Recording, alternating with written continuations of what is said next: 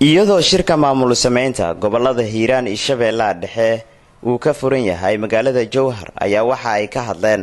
odayaasha dhaqanka waxyaabihii ay isla soo garteen maadaama wasiirka arrimaha gudaha ee Soomaaliya uu ku amray in ay muddo ku samaan 48 cisho ay go'aan ku soo gaaraan odayaasha dhaqanka oo ka hadlaya waxyaabihii ay isla soo garteen ayaa waxa hadaladoodii kamid ahaa maamul sameyntooda heerka ay marayso iyo maanta meesha ay joogto ayaanu qodobka koobaad uga hadlaynaa qodobka kalena bariyahan warar aan saliya raad lahayn oo la isla dhex marayo oo kuwa wax magarataa ay idaacadaha iyo caalamka kula wareegayaan ayaanu u cadaynaynaa waxa xaqiiqda ah ee ka jira maamul sameynta labada gobol Hiiraan iyo Shabeellada Dhexe Soomaaliyeed ee labada gobol degan waxayna u tafaxayteen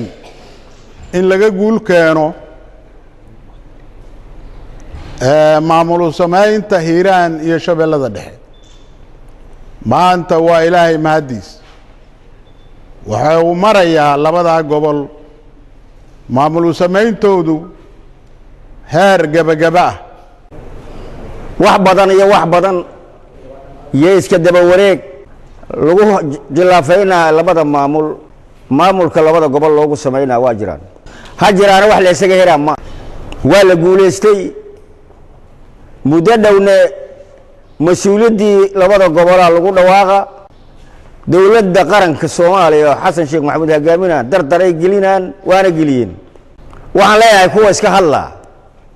siyaasadda waa soo marteen laakiin hadda mid daba saad guuleysida alla og laakiin adukaaba qadka iska bixinaaba maxaad u qeylinayeen oo idiga maqan gobashaas oo muddo 4 bilood ay u fadhiyaan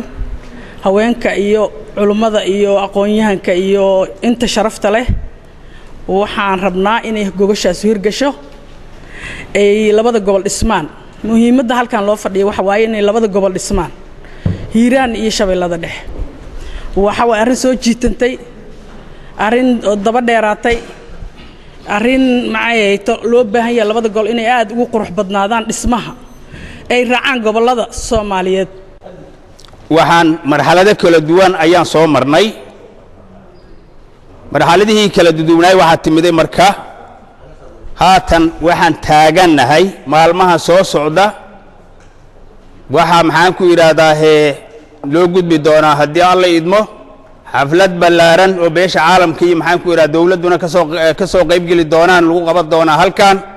lagu shaaci doona maxaan ku yiraahdaa ergadii ansixi laheeday shirka maamul sameynta iyo jadwalka shirka oo ugu dambeeya doorashada madaxweynaha intaas markaan ka gudbo waxaad moodaa siyaasiyiin saaxiibadeeya dantii caanka ahayd iyo dantii gaarka ahayd inay soo hormariyeen tii gaarka ahayd mana waafaqayso ta gaarka ma soo hormari karto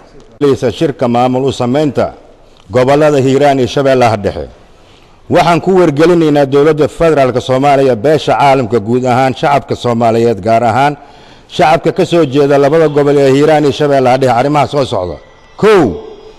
shirka maamul sameynta labada gobol wuxuu soo maray marxalado kala duwan maalmaha soo socdana wuxuu u gudbay hadduu Allah uu dalay ogolaado wajiga saddexaad oo ah xulidda ergada ansixinta dastuurka uu yeelanayo maamul goboleedkani qodobka labaad waxaan jirin waxa qabada oo haysto ama hortaagan beesha halkan ku xusan iyo beelaha kale ee ka soo jeeda gobolka Hiiraan sida darteedna waxaan ka digaynaa inay shakhsiyaadana gaar leh arqaladeeyaan ama tashwiish ku furaan shirka sidoo kalena isku dayaan inay jahawareeriyaan shacabka ka soo jeeda goboladani shirka maamul sameynta Hiiraan iyo Shabeellaha Dhexe ayaa la qorsheynayaa inuu furmo wajigiisa saddexaad si loo meel mariyo dastuurka iyo xulista xildhibaanada soo dooran doona madaxweynaha maamulka labada gobol Hiiraan iyo Shabeellaha Dhexe Xuseen Ali Geesay Kalsan TV Jowhar